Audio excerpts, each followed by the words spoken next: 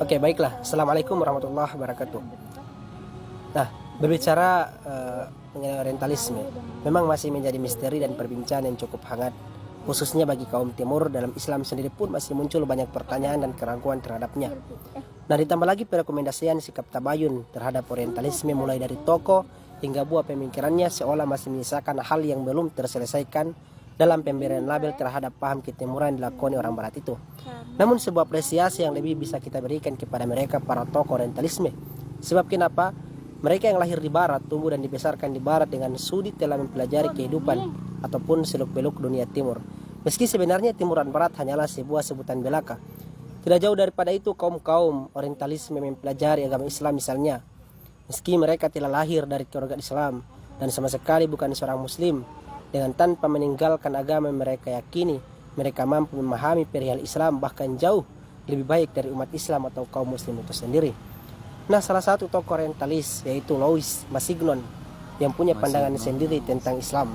Dalam pandangan Louis Massignon, Islam adalah agama berdasarkan inspirasi asli Muhammad yang membuatnya melihat kesatuan tauhid Allah. Inspirasi ini didasarkan oleh penelitian di mana Muhammad menemukan asal-usul orang-orang Arab dalam pribadi Alkitab Ismail dan juga menilai wahyu dalam Islam sebagai jawaban misterius ilahi, rahmat doa Abraham untuk Ismail dan ras Arab. Louis Massignon percaya wahyu terjadi dalam 3 tahap.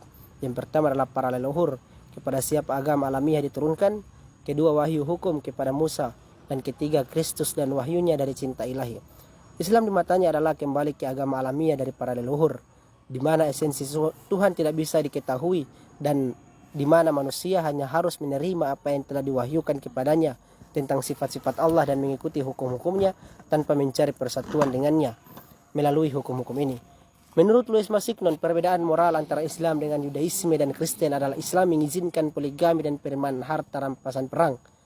Aksi politikus Louis Massignon dipandu oleh keyakinan untuk hidup berdampingan secara damai dalam masyarakat walaupun dengan agama yang berbeda.